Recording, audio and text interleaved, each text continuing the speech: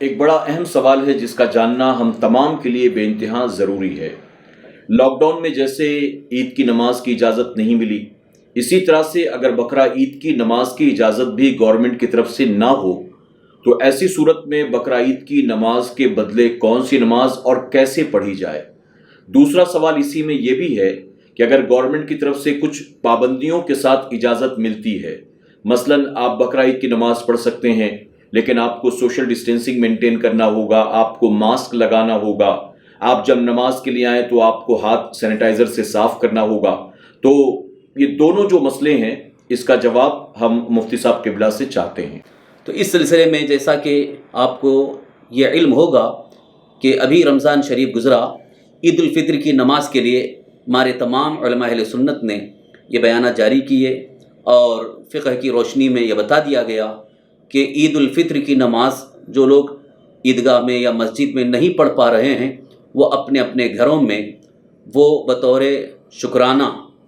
2 رکعت نفل یا چاشت کی نماز جو 4 رکعت عام طور پر پڑھی جاتی ہے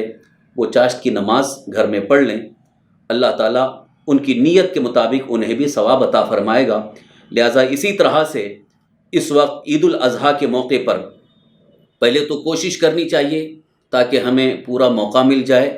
اور صحیح طریقے سے شرعی طریقے سے ہم عید الاضحیٰ کی نماز ادا کر سکیں، لیکن اس کے باوجود ہم اگر مجبور ہو گئے، قانونی گرفت میں آنے کا خطرہ ہے، تو ایسی صورت میں اپنی عزت کو برباد نہ کرتے ہوئے شرعاً اس بات کی رخصت ہے کہ اپنے اپنے گھروں میں اسی طریقے سے شکرانہ 2 رکعت نماز نفل یا چاشت کی نماز ادا کر لیں۔ اللہ تعالیٰ نیت کے مطابق ثواب ضرور عطا فرمائے گا، اور بلا ضرورت ادھر ادھر جماعت قائم نہ کریں، کیونکہ عید الفطر یا عید الاضحیٰ کی نماز کو قائم کرنے کے لیے شرعاً جو شرطیں ہیں وہ جب تک شرطیں مکمل نہیں ہوں گی الگ سے جماعت نہیں قائم کی جا سکتی۔ لہٰذا اپنے گھروں میں اگر پڑھ رہے ہیں تو وہ نفل نماز ادا کر لیں۔ اور جو آپ نے اسی میں ایک دوسرا سوال کیا ہے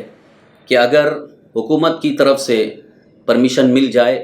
لیکن کچھ شرطیں اگر رکھی گئیں، جیسے سوشل ڈسٹینسنگ کا حکم دیا گیا یا سینیٹائزر استعمال کرنے کا حکم دیا گیا، تو ویسی صورت میں اگر سینیٹائزر لگانا لازم ہے تو ویسے تو جہاں تک میرا خیال ہے کہ اس پر کوئی سختی نہیں ہے، لہٰذا اس کی ضرورت نہیں ہے، نہ لگائیں تو ہی بہتر ہے۔ لیکن اگر مجبوراً لگانا پڑا تو مسجد میں آتے ہی فوراً ہاتھ دھل لیں اور وضو کر کے پھر نماز ادا کریں۔ جہاں تک سوشل ڈسٹینسنگ کا مسئلہ ہے، یہ بھی عذر کی بنیاد پر اس کی رخصت ہے، ورنہ بلا عذر یہ ڈسٹینسنگ قائم نہیں کرنا چاہیے، کیونکہ اصل جو ہمارا شرعی مسئلہ ہے کہ صف میں فرجہ یعنی خالی جگہ نہیں ہونا چاہیے، جو کہ سخت مکروہ ہے، اور اس کے متعلق اللہ کے حبیب ہمارے آقا سرکار دو عالم صلی اللہ تعالی وسلم نے سخت منع فرمایا ہے۔ لہٰذا یہ دوری بنانا، فاصلہ رکھنا یہ شرعاً درست نہیں ہے۔ لیکن اگر بڑا ہی سخت عذر ہے، جیسا کہ آج کے حالات ہمارے سامنے ہیں، یا جس علاقے میں اس پر بڑی سختی ہو رہی ہے، تو وہاں اگر وہ ڈسٹینسنگ قائم کرتے ہیں یعنی فرجہ یا کشادگی کے ساتھ فاصلے کے ساتھ نماز ادا کرتے ہیں تو ان کی نماز صحیح ہو جائے گی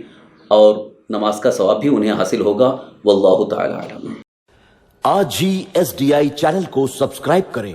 بیل آئیکن پر کلک کریں۔ ہماری حوصلہ افزائی کے لیے کمنٹس، لائک اور شیئر بھی کرتے رہیں۔